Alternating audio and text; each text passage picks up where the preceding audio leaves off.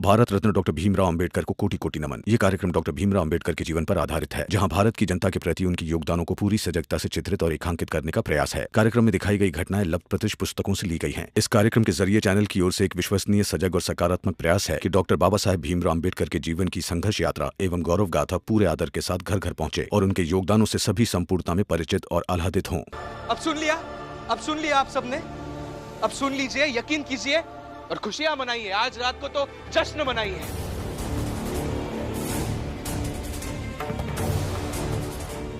ये रमा वहां बेहोश पड़ी थी तो पानी के लिए 2.5 कोस तक भटकता रहा मैं, लेकिन किसी ने पानी नहीं दिया। एक औरत अपने बेटे के साथ दिखी, मैं उसके पास दौड़ता हुआ चला गया। मैंने कहा, काकी मेरी पत्नी रमा वहां बेहोश पड़ी है। मुझे लगा कि उसकी ममता जग जाएगी, ये सुनकर वो पानी दे देगी, लेकिन उसकी ममता अपने बेटे तक ही सीमित रही।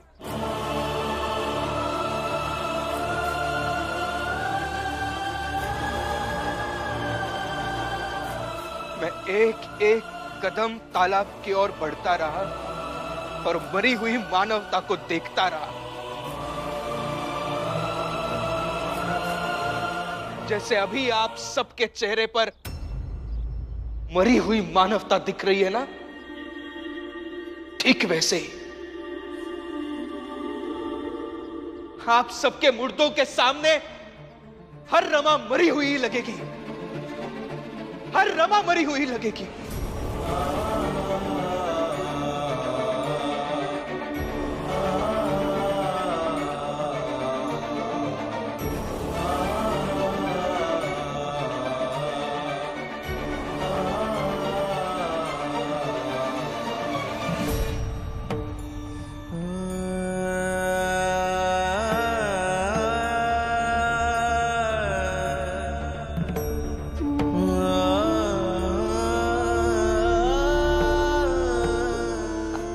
शांत हो जाइए ना, आप ऐसे रोइए मत। पर मैं जिंदा हूं ना, आपको छोड़कर थोड़ी जाऊंगी मैं। क्यों ना रोऊं मैं रमा, क्यों ना रोऊं मैं इंसान नहीं हूं? मुझे नहीं लगता है बुरा?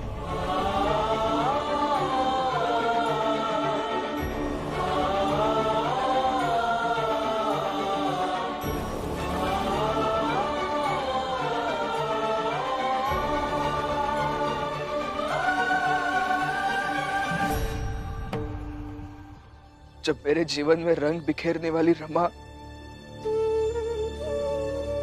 ऐसे कोयले के रंग से काली खड़ी हो ना,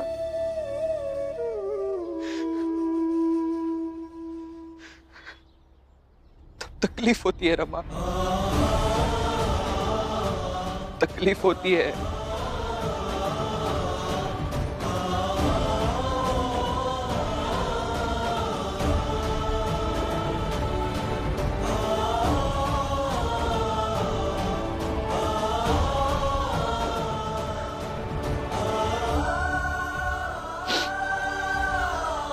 सबके लिए करो और छोड़ दो, ये बातें किताबों में अच्छी लगती है, मगर असल जिंदगी में हर कोई थोड़ा सा प्यार, थोड़ा सा सम्मान, थोड़ी सी इज्जत की अपेक्षा करता है, उम्मीद रखता है। ऐसे मैं भी रखता हूं।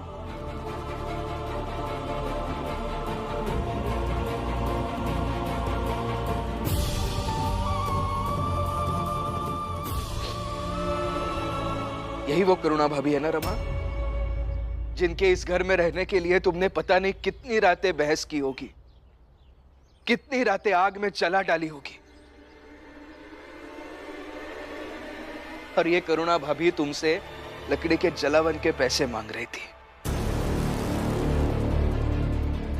दो, तुमने पैसे उठाए ना वहां से, पैसे दो पैसे। बताइए करुणा भाभी, एक वक्त का खाना बनाने में कितने पैसे लगते होंगे? 2 आना? 2 आना काफी है? लीजिए लीजिए।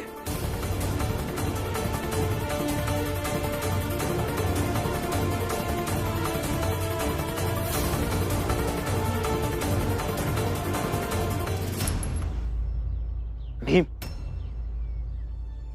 अब तुम ज्यादा भावुक हो रहे हो। भावुक? मैं भावुक हो रहा हूं? मैं कहाँ भावुक हो रहा हूं बाला भैया? ये तो आप सबने जो क्रिया की है ना, उस क्रिया की प्रतिक्रिया है। और मेरे हिसाब से भावुक तो आपको होना चाहिए था। जब रमा के बेहोश होने की खबर आई, हम सब दौड़कर वहां चले गए। आप भी आ सकते थे ना हमारे साथ, लेकिन आपने इनके साथ यहां इनके पक्ष में खड़ा होना चुना। अब एक छोटा भाई होने के नाते बस इतनी उम्मीद रखी मैंने आपसे। ये भी मेरी गलती हो गई तो मैं गलत हूं।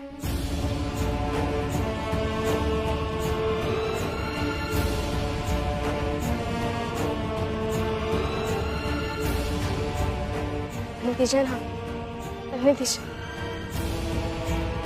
ये सब भी वैसे ही जैसे वो सब थे। ये सब भी यही चाहते हैं कि आपकी रमा मर जाए। लेकिन बाकी सब में और इनमें फर्क है ना रमा। मेरे लिए तो था। मैं भी पुराना सब कुछ छोड़कर, सब कुछ भूलकर जीवन में आगे बढ़ना चाहता हूं हमेशा। उसके लिए कोशिश करता हूं। लेकिन जब तुम्हें वहां बेहोश पड़ा देखा, ऊंचे लोगों के मोहल्ले में पानी के लिए खुद को भटकते हुए देखा,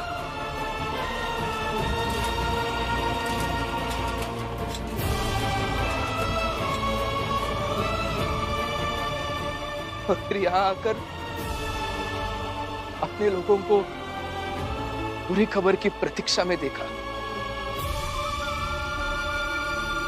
तो नहीं रहा गया मुझसे रमा। नहीं रहा गया मुझसे।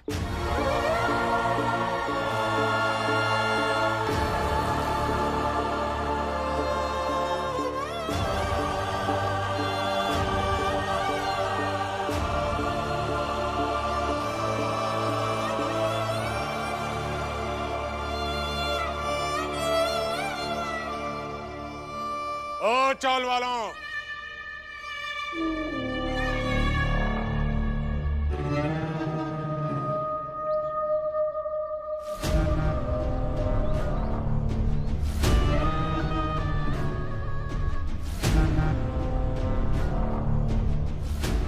अगर तुम सबका ये रोना धोना हो गया हो तो एक खुशखबरी है तुम सबके लिए। कल मेरे बेटे शिशुपाल की शादी है।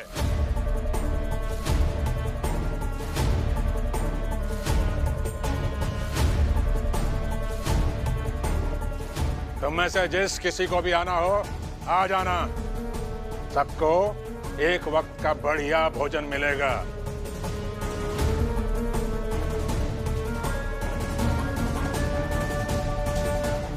हमें नहीं जाना आपके यहाँ। अच्छा, अगर ऐसा है तो तुम में से जो जो शिशुपाल की शादी में आना चाहता है वो ताली बजाकर दिखाओ।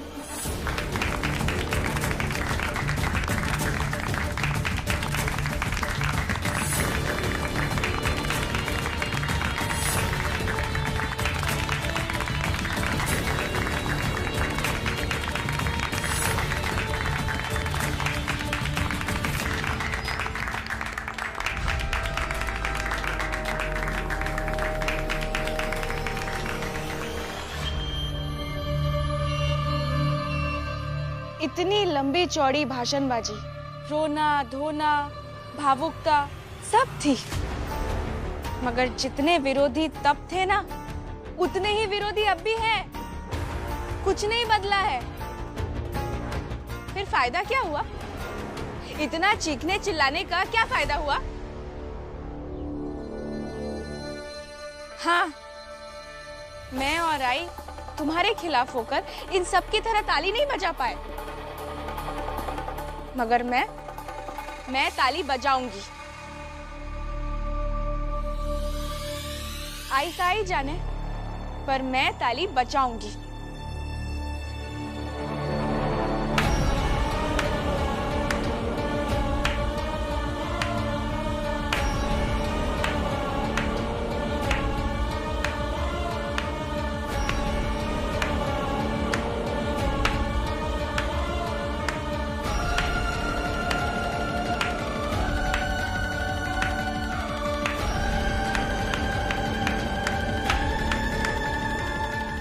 आज तक अकेली पड़ जाती थी तो डर लगता था। तुम्हें ताली बजाऊं और घर वाले मौका देखकर हाथ ना तोड़ दें।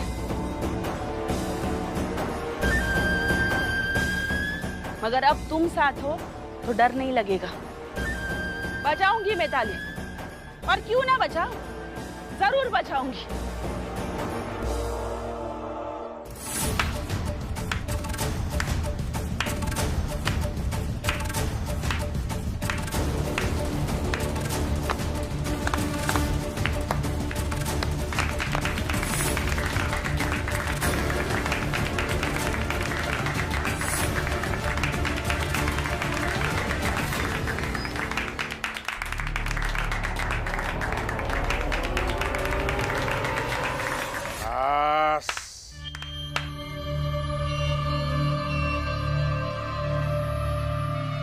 सुंदर, अति सुंदर। ठीक है, तो तुम सब कल सुबह से ही आ जाना। साफ सफाई का काम भी करना। सबको शाम को बढ़िया भोजन मिलेगा।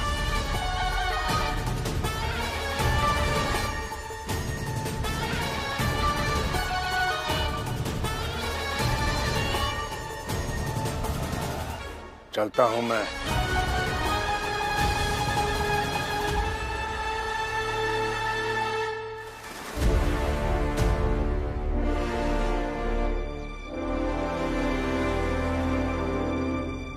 ए फुलिया, आज देना जौन कुछ भी बनाना थोड़ी सी ज्यादा बना लेना, तो आज और रात का खाना वही में निकल जाएगा, और कल तो शादी में खाना मिलेगा ही है।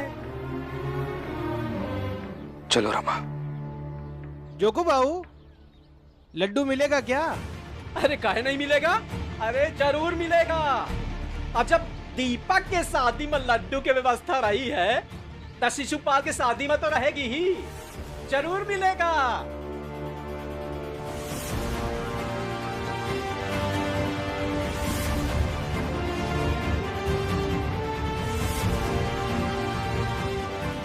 वैसे तो मुझे खाने पीने का शौक है नहीं, मगर ताली बजाई है और भीम के दुश्मनों के घर से निमंत्रण आया है, तो हम जरूर जाएंगे। हम मतलब मैं और करुणा। हाँ, मैं भी जरूर जाऊंगी।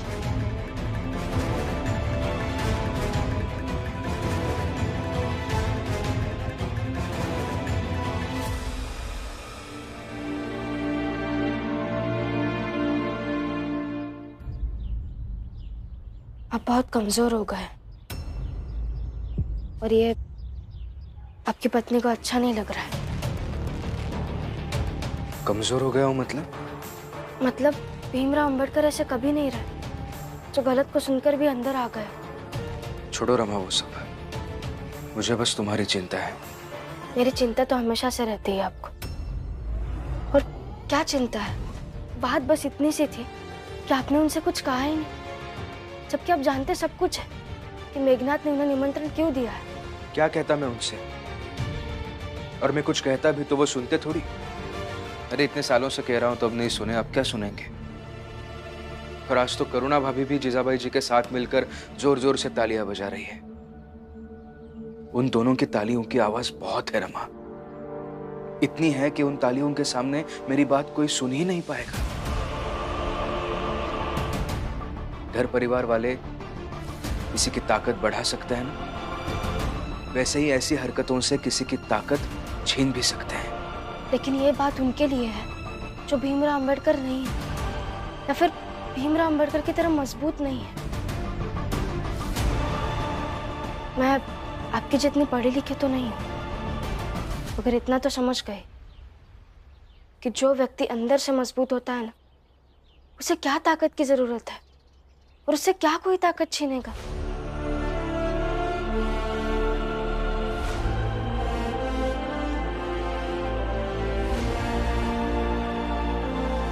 ऐसे देखिए माता, बाहर जाइए और उन्हें जो समझाना चाहिए था वो समझा कर आइए, क्योंकि कोई सुन नहीं रहा, इसलिए भीमराव अंबेडकर चुप रह गए।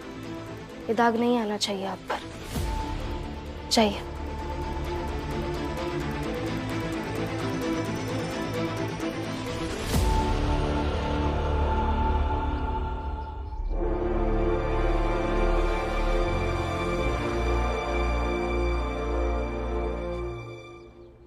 जिसे जाना है वो जाए, जिसे नहीं जाना है नहीं जाए। भीम भैया के समर्थक नहीं जाएंगे। अरे दीपक, ये जाना कोनो गलत नहीं है, समझे? अगर गलत होता तो तुम्हारे ये भीम भाऊ जो हर बात पे ज्ञान देते हैं, वो लंबा चौड़ा भाषण सुना के जाता है यहाँ से। लेकिन नहीं, देखो चुप्पे चाप चला गया। देखा नहीं, इस बार वो बिना बोले चला गया, मतलब जाना सही है, समझे? और अब उस भीमराव को अफसोस होगा कि उसे क्यों नहीं बुलाया खाने पर। भाई जीभ उसकी भी है, जायका उसे भी समझ आता है, क्यों? जायका?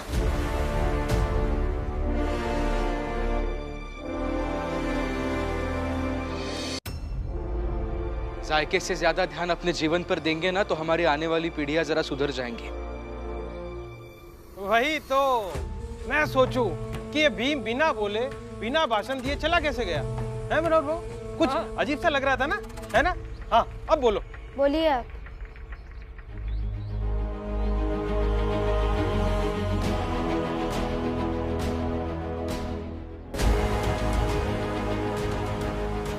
आपको जो समझाना है आप समझाइए। क्या समझाएगा ये? एक यही समझदार है क्या? यहाँ और किसी के पास दिमाग नहीं है?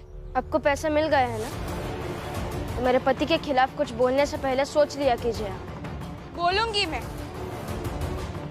यहाँ हमारे बीच समझदार बनने का ढोंग करेगा तो मैं जरूर बोलूंगी। बोलना है तो अंदर जाकर बोलिए, यहाँ नहीं। लक्ष्मी, थोड़ा तमीज से। बाला भैया, थोड़ा आप भी लिहाज में। औरतों की हर बहस में ऐसे आप कूदते रहेंगे ना तो अच्छा नहीं होगा। क्या करेगा तू? हाँ, क्या करेगा? अब बोलिए, आपको जो कहना है आप कहिए।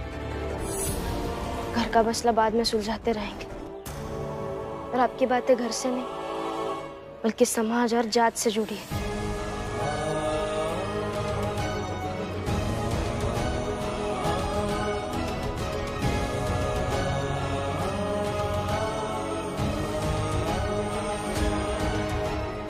बोलिए आप। मुझे बस इतना ही लगता है कि मेघनाथ जी ने आकर जो आमंत्रण दिया है आप सबको, वो इसलिए नहीं दिया है कि आप सबको वहां बुलाकर इज्जत देंगे, प्यार से आपको बिठाएंगे और फिर खाना खिलाएंगे। वो दिन भर आपसे काम करवाएंगे और रात में जो बचा कुचा खाना होगा ना, वो आपके सामने फेंकेंगे और कहेंगे खाइए इसे। अरे जहां इज्जत नहीं मिल रही है और बाहर काम करके उस खाने से भी ज्यादा पैसा मिल सकता है, ऐसी जगह पर क्यों जाना है आप लोगों को?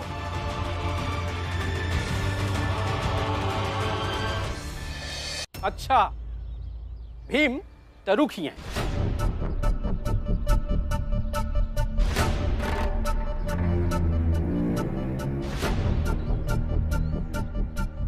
ये बता की का है? ये लोटा है। हाँ, ये लोटा है।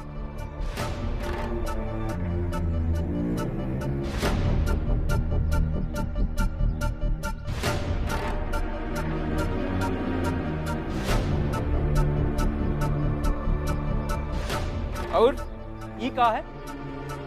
ये झाड़ू है। हाँ, ई झाड़ू है।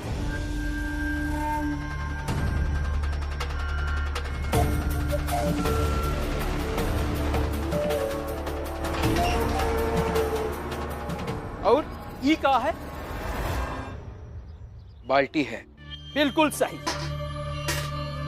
बिल्कुल सही समझ रहे हो कि जो जैसा है वैसा ही है, और वैसे ही है हम लोग, छोटे लोग।